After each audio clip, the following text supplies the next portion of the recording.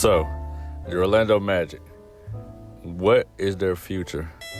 Now, to answer this question, I think the three things you have to really focus on is re-signing Vucevic, what can you get out of Markelle Fultz, and Terrence Ross.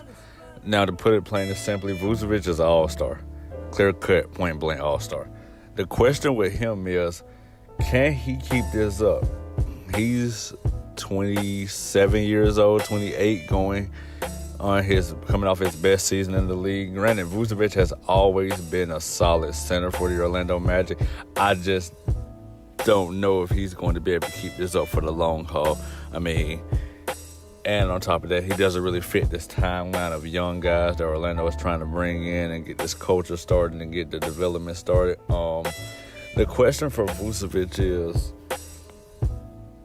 next year, will he be able to still keep this perennial all-star level going for 82 games a season?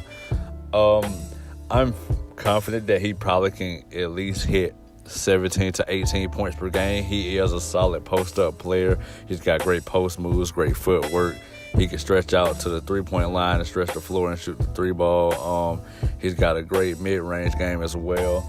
I think Vucevic has finally put it all together. I don't know how much Orlando is confident in that he's figured it all out, but I think Vucevic is probably ready to step it up a little more. Now, if we can get to Markelle Fultz in that point guard situation, Orlando has needed a point guard for the longest. They've been rolling with DJ Augustine. Yeah, he had that big game one where he gave Kyle Lowry 25 points. Don't let that hype you up too much. It's still DJ Augustine. Remember that. He's going to be there for a minute, but I think he is going to be the backup next year. I think they throw in Markelle Fultz and finally see what he's got. I think that Orlando is kind of taking their time with the guy. He hasn't played since November of last year, since he's been with the Sixers. And, hey, I think it's an injury there for the kid. To say it's 100% mental, you obviously don't really like basketball like that, because you don't forget how to play basketball, and you've been doing it since you were 3 years old. That just isn't possible. I am very high on the kid because, as you know, I'm a Philadelphia 76ers fan, and he was the guy that I wanted in the draft the whole time, and we got him. So I still stand by this. I still think the kid is going to be blessed and great. If you don't, I think you're just a hater, flat out, period. But regardless, in the draft that's coming up this year, the 2019 draft, I don't know if Orlando is thinking, hey, should I go grab another point guard just in case Markelle doesn't work out, or should I just grab something else? In my opinion, all the pieces are kind of there when you look at it. You have Fultz at the point guard position. You have Jonathan Isaac, 6'11", small forward out of Florida State that came out that same draft with Markelle.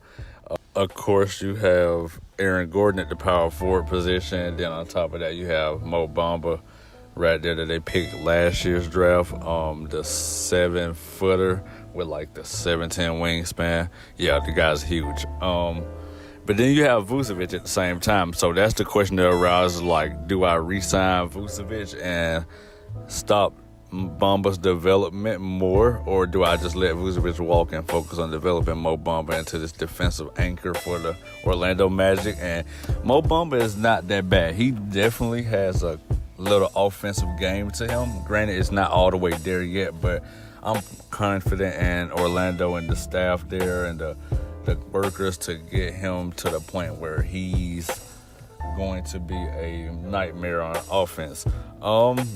And as you can see, he's kind of worked with Joel Embiid and Drew Hanlon and all those guys in the summertime in L.A., and he's kind of showing flashes. And the kid's actually got a good game to him for him to be 7 foot tall. But the question is, in the draft, do we address another point guard because of Markelle's issues, or do we go through the process of trying to find him a backcourt mate? Because I'm not sold on Evan Fournier. I'm sorry. Evan Fournier, I did like Fournier.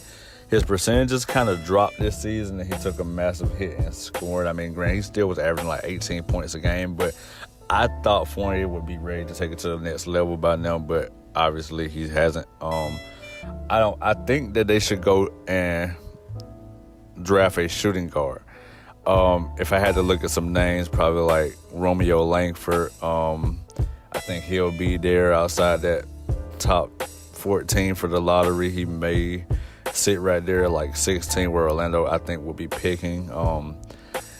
Or either somebody else. I don't know what exactly they should do, but it's going to be a delicate situation to where they're going to be stuck on, should I go get another backup point guard or should I go get Markelle some help, because I really believe this kid will be something. I'm going to go with the latter. Go get a shooting guard. Yes, I would love to see Romeo Langford with Markelle. That would kind of be cool. But at the same time, it's like, might be okay.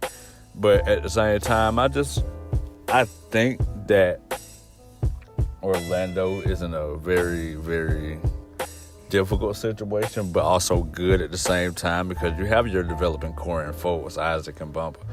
But at the same time, you will be losing an all-star in Vucevic, who will probably go to a contender and help those guys out. Now, the next question I have is Terrence Ross. Ross is coming off his best season in the NBA. Granted, he is 28 years old, and he'll be 29 by the time the new 2019-2020 season rolls around. Do I pay him to come off the bench to give me a cool 13 to 16 points per game? Granted, he has had high-scoring nights in the league this season, but I don't know if I'm confident in his efficiency and him being able to do this on a nightly basis.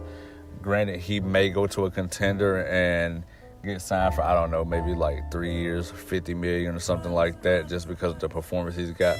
I think somebody will overpay him, but I mean, hey, if Orlando's all in on trying to make the playoffs while developing the young core, I mean, I think you will re-sign him and Vucevic. But if Orlando is really dedicated to figuring this thing out and going, probably if they lose Vucevic, they will probably bounce right back out to playoffs, because they don't really have anybody outside of Vucevic that's kind of established themselves as the guy on Orlando. If they're committed to just developing the young core, I mean, hey, let Vucevic walk. But in my opinion, I think you re-sign the dude maybe. That is kind of a tricky situation with Mo Bamba, though, because I kind of want Mo Bamba to develop, because he's going to be the defensive anchor, because Vucevic, that's the only thing that he lacks. He lacks defensive upside.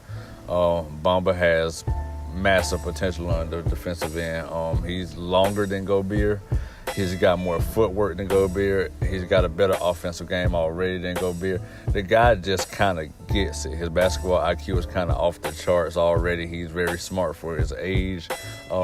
He went to Texas, and we all know that Texas produces a great big man. Jared Allen, you have Jackson Hayes getting ready to come to the draft. Texas is solid when it comes to 7-footers, 6'11" guys. I mean, hey, look at KD. Yeah, that pretty much sums that up.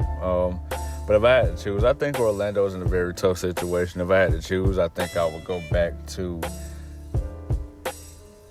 I want to say, developing the young core, but also at the same time, I don't want them to lose Vucevic. And I don't know how all in Vucevic may be with this Orlando team now that he's like 27 years old and he's finally made an all-star team. I don't know if he wants to go help a contender now or compete for a championship, which I think that should be everybody's goal. But hey, dude,